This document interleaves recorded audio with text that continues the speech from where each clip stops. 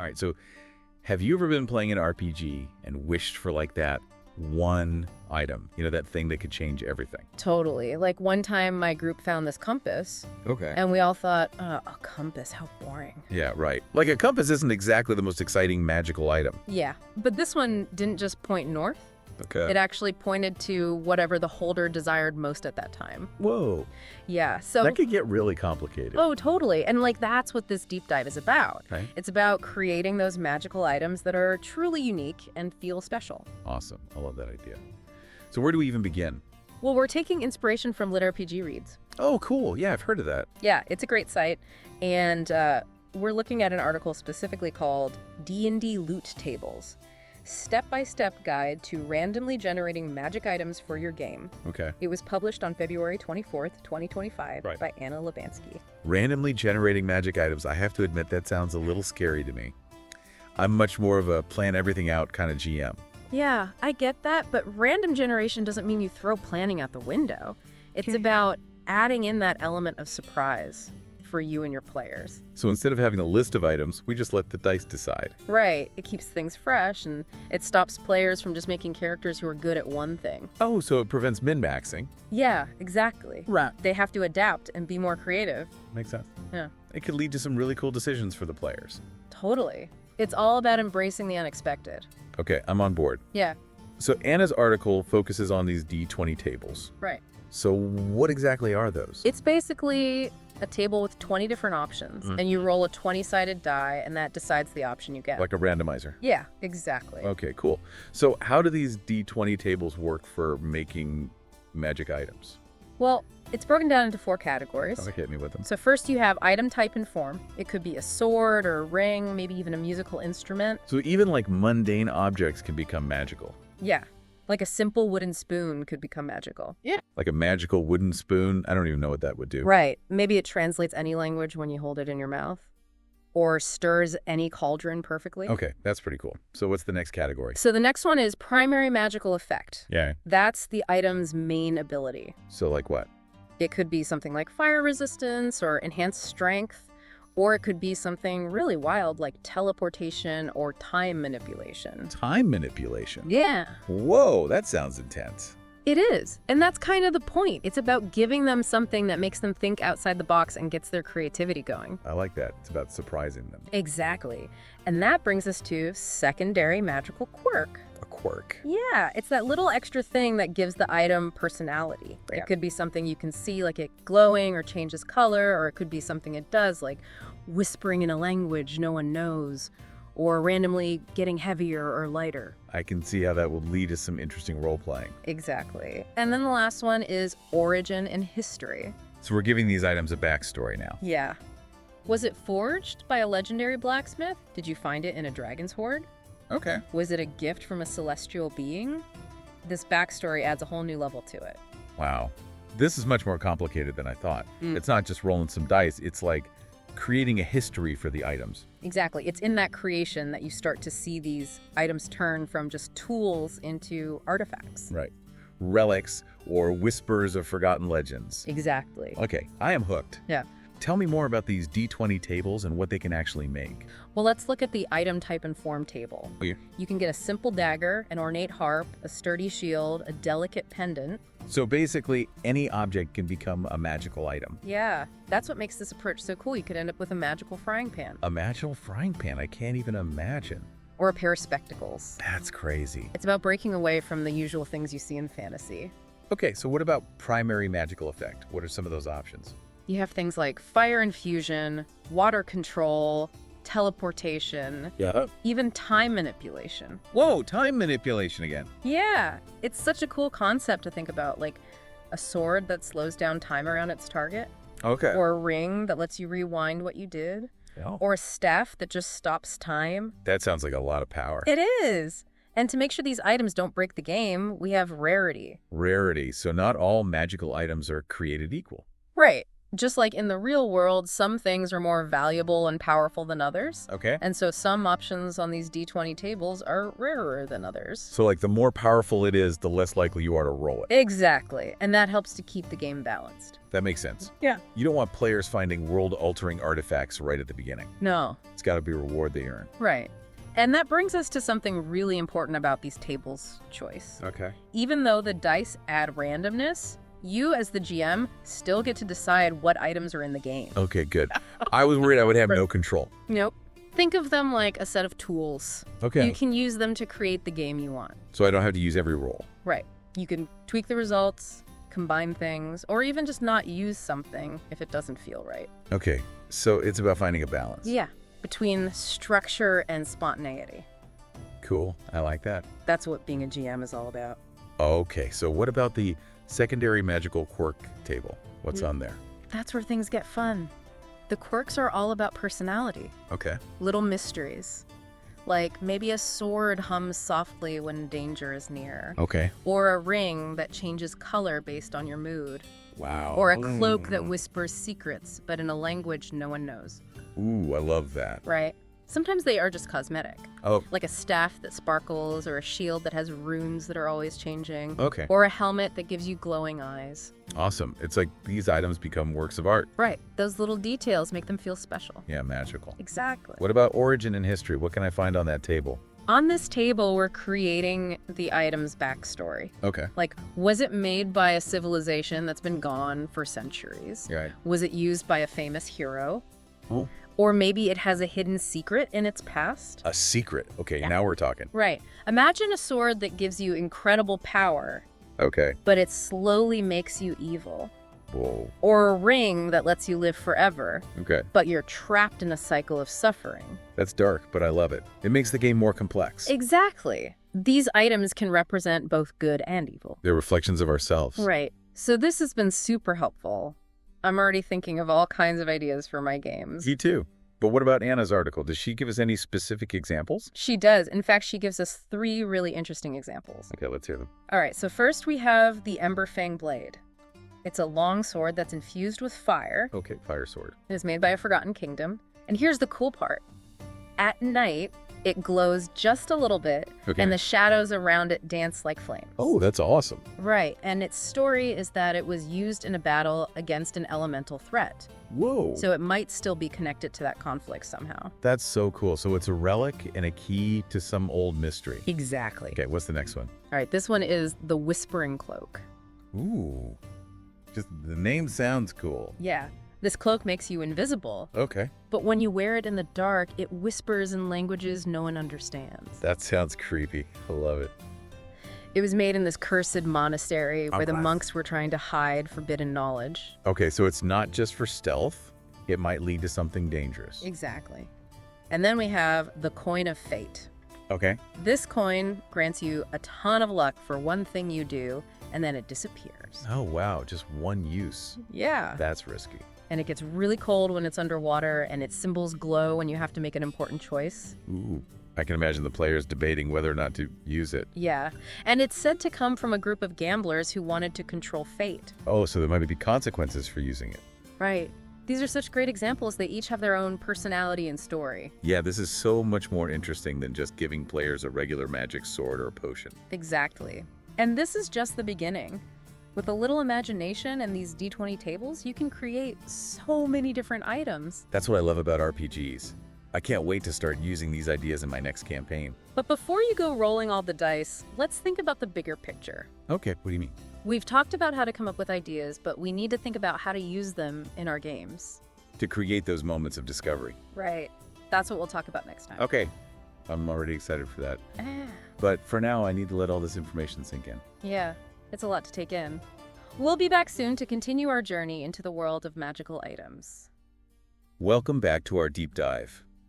Last time we talked about how to use D20 tables to create unique magical items, generating everything from its form to those special quirks. All right, we even had some cool examples like that fire sword, the Emberfang blade with those dancing shadows, and the coin of fate that vanished after one use. Yeah, and those really show how just a simple roll of the dice can turn into something amazing.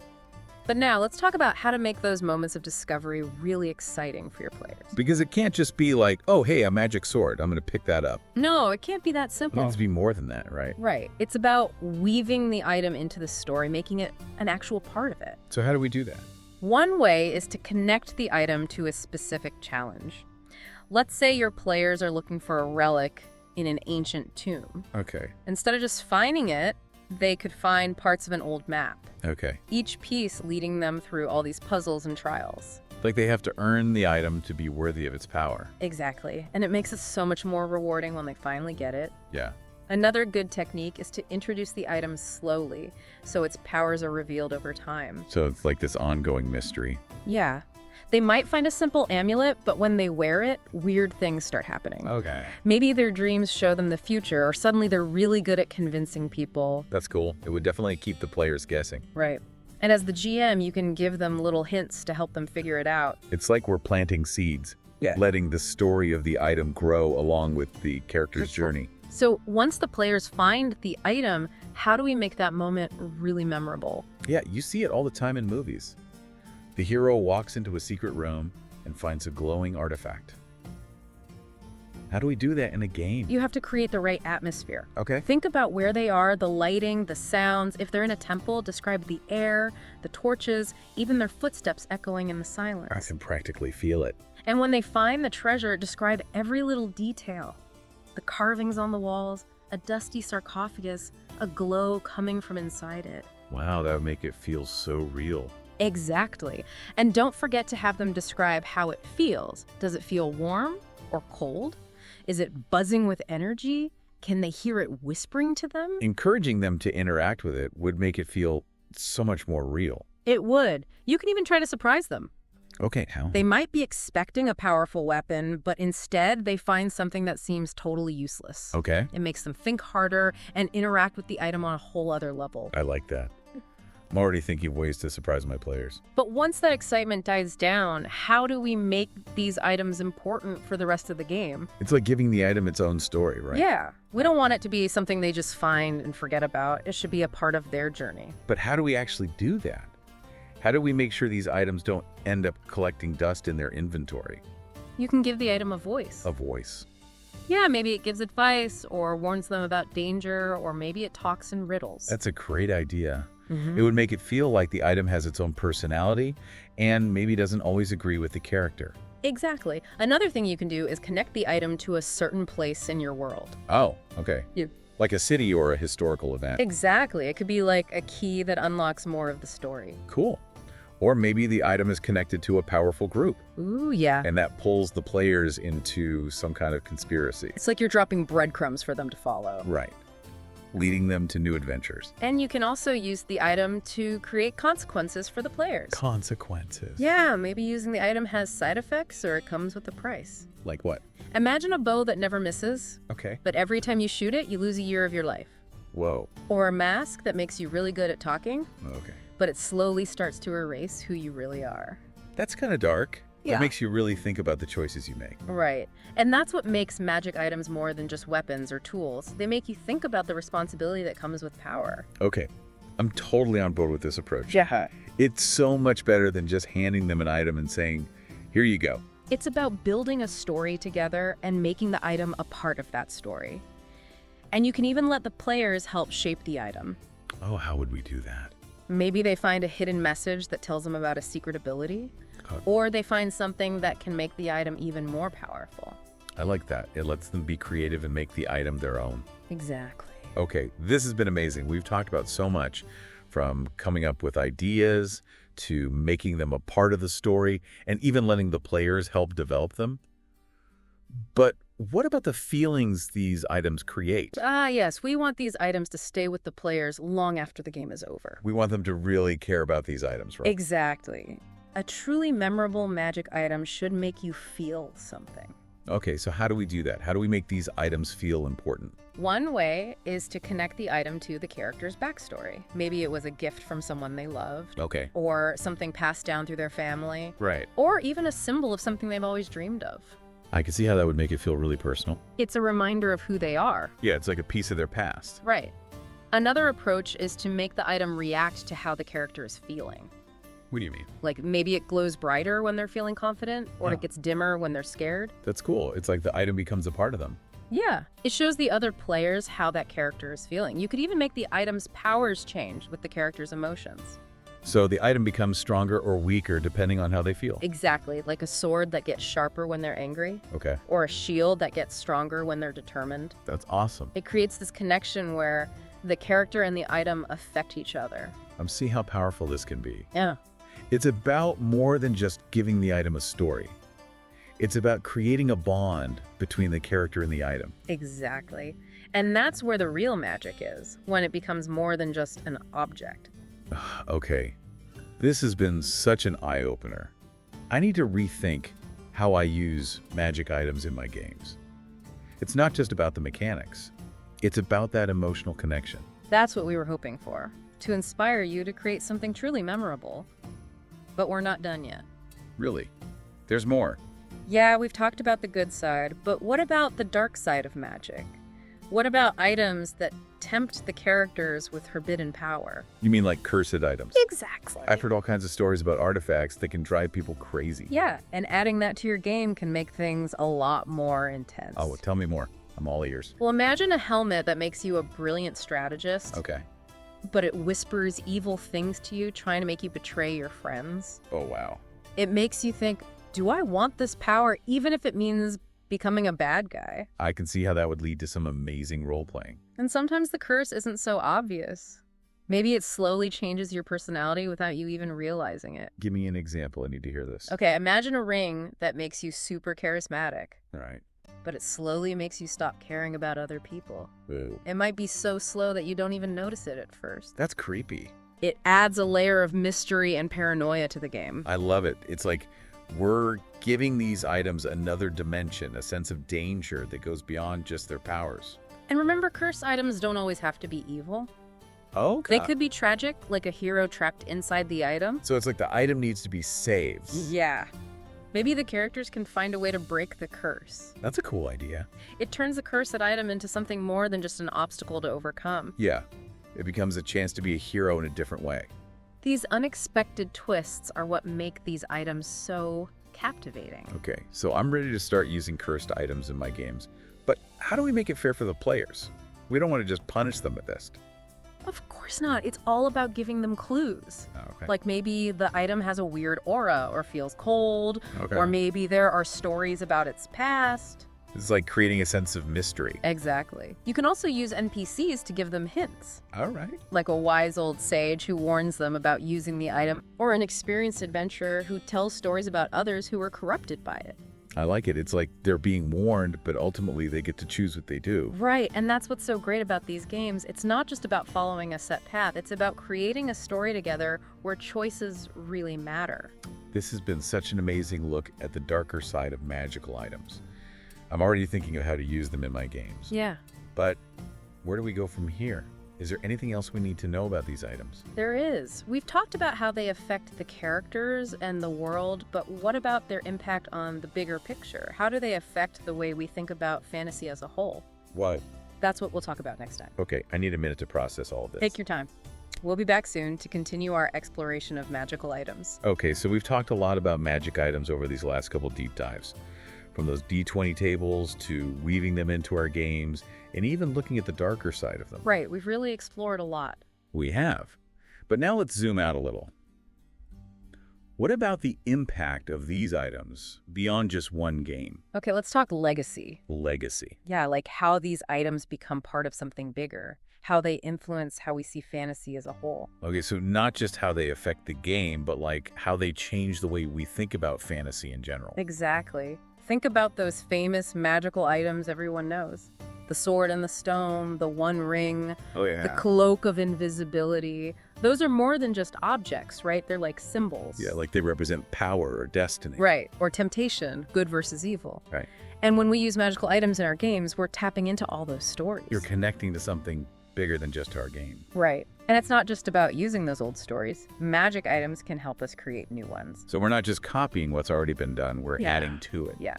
And that's where the real magic happens, when we take those classic ideas and make them our own. This is making me think about how we build worlds in our games.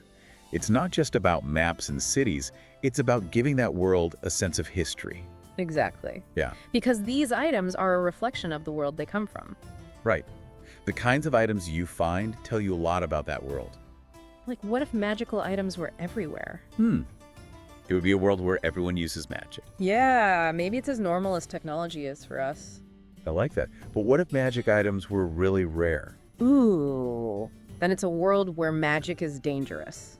Or maybe only a few people know about it. Right. So just by changing how common magic items are, we can completely change a world. This is crazy. We're not just talking about loot anymore. We're talking about shaping a whole world. Exactly. And those items can affect the history of that world. Oh yeah. Think about all the wars that have been fought over magical items. Right. Or empires that have fallen because of them. Yeah, it's like those items are shaping destiny. Yeah. They can be forces of creation or destruction. So we've talked about how these items influence our games and the worlds we create. But what about their impact on fantasy itself? Like on a bigger scale? It all comes down to imagination. Because magic items represent what we wish for, what we dream of. The impossible becoming possible. Right. They give us that sense of wonder that we all have inside. And when we use them in our games, we're pushing the boundaries of what we think is possible. Exactly. It's like a reminder that there's more to life than what we see every day. That there's a world where anything can happen. That's what I love about fantasy. Okay, but how does all this apply to the games we play? It sounds great in theory, but how does it actually work at the table? Well, it makes us think about objects in a whole new way. In the real world, things are just things. But in fantasy, they can be alive. They have a history and a personality. Right, so it's not just about getting more stuff, it's about building a relationship with those items. It's about understanding them. Yeah, and it makes us think about power in a different way. It's not just something you have or don't have. Magic items show us that power can be inside objects. It can be passed on. Yeah, and used for good or for evil. It makes you think about the responsibility that comes with power. It does. Magic items force us to face those questions. This has been so insightful. I never thought about magic items this way before. They're not just cool things to have, they're tools for exploring really big questions. They are. And that's why they're so powerful. They connect to something deep inside us. Okay, this has been an amazing conversation. I have a whole new understanding of how important magic items are. I'm glad to hear that. And before we finish, I want to thank LitRPG Reads and Paul Bello for all their awesome work exploring fantasy and gaming. They're doing amazing things for the community. They really are. And to everyone listening, we want to hear from you. Tell us about your favorite magical items and what makes them special. Let's keep this conversation going, because these items, they're more than just objects. They're a part of us. Okay, that's it for this deep dive. Keep those dice rolling and let your imagination run wild. And may all your adventures be filled with wonder and excitement.